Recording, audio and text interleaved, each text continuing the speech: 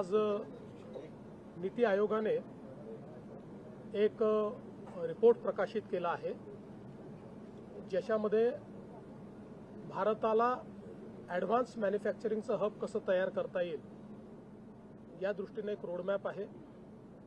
मॅन्युफॅक्चरिंगचं क्षेत्र हे टेक्नॉलॉजीमुळे प्रचंड मोठ्या प्रमाणात बदलतं आहे आणि त्याच्यामध्ये खूप मोठ्या प्रमाणात ग्रोथ करण्याची संधी या तंत्रज्ञानाने दिलेली आहे। आणि नीति आयोगाच्या रिपोर्टमध्येही हे म्हटलेलं आहे की याचं प्रमुख केंद्र हे महाराष्ट्र बनू शकतो। ती महाराष्ट्रामध्ये कॅपॅसिटी आहे। पुण्याचा विशेष उल्लेख मॅन्युफॅक्चरिंगचं हब म्हणून या ठिकाणी केला आहे आणि बिटवीन मुंबई आणि पुणे हा जो सगळा आपला कॉरिडॉर आहे याच्यामध्ये आपल्याला ॲडव्हान्स मॅन्युफॅक्चरिंगच्या संदर्भात कशा प्रकारे आपलं हब तयार करता येईल आणि कशा प्रकारे एफिशियन्सी वाढवता येईल, मोठ्या प्रमाणात रोजगाराची निर्मिती करता येईल, व्हॅल्यूज तयार करता येतील, अशा प्रकारचा संपूर्ण हे मिशन त्या ठिकाणी मांडलेलं आहे। आम्ही देखील त्यांना सांगितलं की हे जे काही नॅशनल मिशन आता तयार झालेलं आहे याला अनुरूप एक स्टेट मिशन आम्ही तयार करू, ज्याच्यामध्ये अर्थातच पुणे हे आमचं एक महत्त्वाचं सेंटर असेल की ज्या ठिकाणी आम्ही ॲडव्हान्स मॅन्युफॅक्चरिंगचा जो काही विचार आहे तो या ठिकाणी करू। यासोबत त्यांनी एक अजून मुद्दा मांडलेला आहे की जगातली पहिली global institute on advance manufacturing ही आपण सुरू केली पाहिजे, तीही महाराष्ट्रात करण्याचा मानस हा नीति आयोगाने बोलून दाखवलेला आहे आणि आम्हीही त्याला अतिशय सहर्ष स्वीकारलेला आहे। त्यामुळे पुढच्या काळामध्ये आपल्याकडे मोठ्या प्रमाणात या ज्या फ्रंटियर टेक्नॉलॉजीज आहेत त्या फ्रंटियर टेक्नॉलॉजीजचा वापर करून आपलं मॅन्युफॅक्चरिंग रिव्होल्युशनाइज करायचं, आपल्या मॅन्युफॅक्चरिंगमध्ये एक मोठी क्रांती आणायची आणि त्यातनं विशेषतः MSMEचं जे आपलं एक संपूर्ण क्लस्टर आहे त्याच्यातली एफिशियन्सी वाढवून मोठ्या प्रमाणात रोजगाराची निर्मिती आणि त्यातनं ग्लोबल सप्लाय चेनचा भाग होणं, अशा सर्व गोष्टी करण्याच्या संदर्भात आज हा रिपोर्ट या ठिकाणी आम्ही प्रकाशित केला आहे। शेतकऱ्यांच्या संदर्भातला प्रश्न आहे, तिकडे थोडा उद्रेक होतोय शेतकऱ्यांचा, आपण काय आवाहन कराल शेतकऱ्यांना आणि सरकारची भूमिका कशी असेल? सरकारने पहिल्या दिवशीपासून सकारात्मक भूमिका ठेवलेली आहे।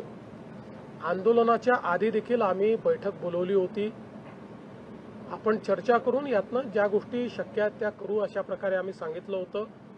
पहिल्यांदा बच्चू कडूंनी त्याला मान्यताही दिली होती, त्यानंतर त्यांनी अर्ध्या रात्री मला संदेश पाठवला की लोक जमा होतील, आम्ही असणार नाही, याच्यामुळे अडचण होऊ शकते, त्यामुळे आम्ही काही बैठकीला येऊ शकणार नाही।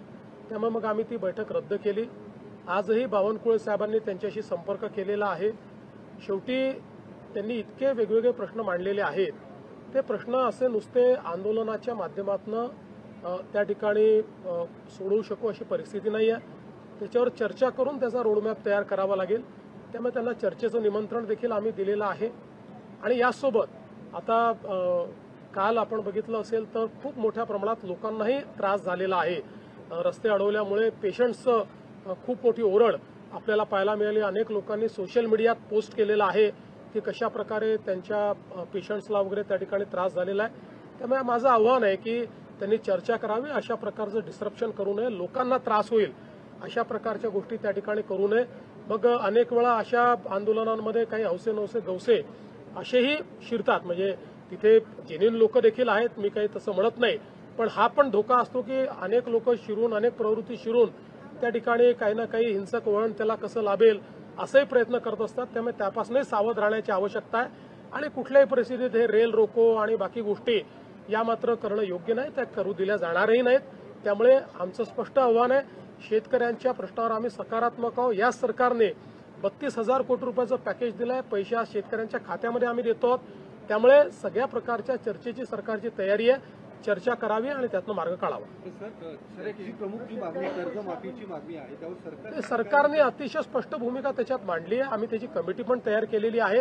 आणि आज पहिला प्रश्न असा आहे की जे शेतकरी आज अडचणीत आहेत, ज्यांचा शेतमाल पूर्ण पावसामुळे त्या ठिकाणी झोपलाय, तो खराब झालेला आहे, शेती खराब झाली आहे, पहिले त्यांना मदत करायची की पहिले बँकांना मदत करायची, हा महत्त्वाचा प्रश्न आहे। म्हणजे शेवटी आपण हे बघितलं तरी आपण जेव्हा कर्जमाफी करतो त्यावेळेस ते पैसे बँकांना जातात, त्याचा थेट शेतकऱ्याला काही लाभ मिळतो असं नाहीये। त्यामुळे आज पहिल्यांदा शेतकऱ्याच्या खात्यावर पैसे दिले पाहिजेत, नंतर आम्ही कधीच कर्जमाफी करणार नाही अशी भूमिका घेतलीच नाहीये.